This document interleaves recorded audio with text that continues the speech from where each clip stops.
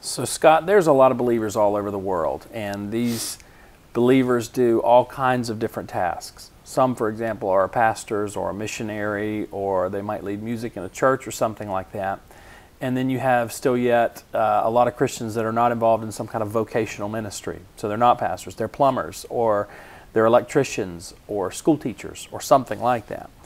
And then there's a tendency a lot of times in the church for those believers to look upon their calling or their work of what they do every week, Monday through Friday, as somehow being unimportant. And to say, well, the only important jobs here for Christianity is the work of the pastor. And so I know you've thought a lot about that, and you had some things to say about that. Is that the right view? Is that the way Christians ought to look at that? No, I think that's theological hogwash.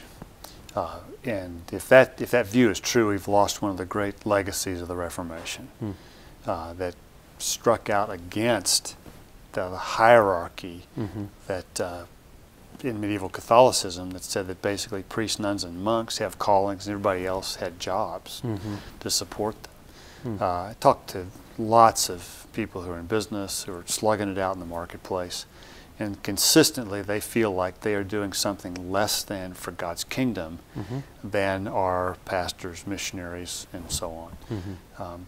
And the way we talk about this in our churches, the way we esteem folks in the workplace, I think actually inadvertently reinforces all of that.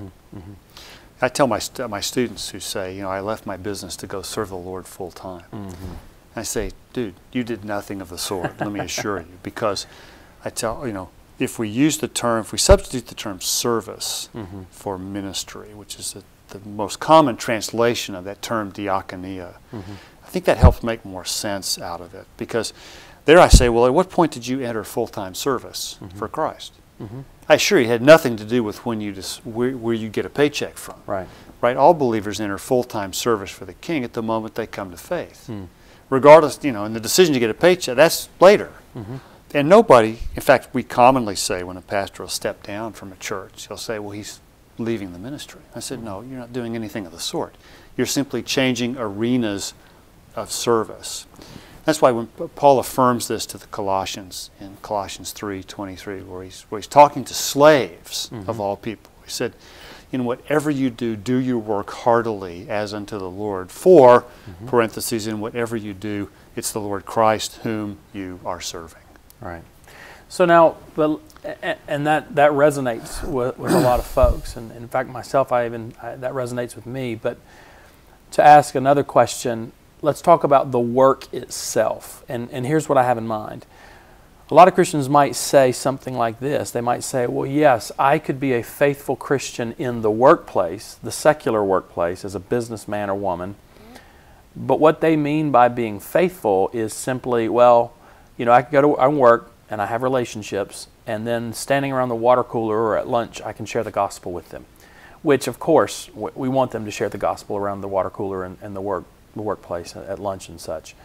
But what about the work itself, the work of doing business, the work of filing taxes and cleaning toilets? What about that work itself? Well, that matters too. That has intrinsic value also. When I ask business people to tell me about your ministry in the workplace, basically what they tell me about is doing church stuff in the workplace, where they're sharing their faith, or they're praying for a coworker, or they're serving a coworker whose life is coming unraveled, stuff like that. Which is important. All of that stuff is totally valid. Right. But nobody ever says anything about the work they do. I point out to them that those are all the things you're doing when you are not doing your job. And in fact, if you do too much of that, you're at risk of theft from your employer if you're not careful. So the work itself matters. The work itself is part of their ministry. Now they have ministry obligations in their family, in their neighborhood, in their local church. But this is why we say at Biola University, where I teach, in the undergrad program, we say business is ministry. Accounting is ministry. Finance is ministry. Marketing is ministry. My son's a filmmaker, and filmmaking is ministry. I tell my youngest son, who's a theater guy, I said, you're doing your acting well is part of your ministry. Now, it's not all of it, but it's part of it too. So this is essentially bringing the lordship of Christ into every domain of life, not just what we do on a Sunday morning or not just what we do during 15 minutes in the morning when we're praying. It's everything. It helps us actually meaningfully connect Sunday and Monday. Right. I have a really dear friend who, he and his wife were coming back from a European vacation, and on the jetway on the way back, she collapsed. Turns out she had a little tumor about the size of a quarter at the base of her brain that was causing her to black out.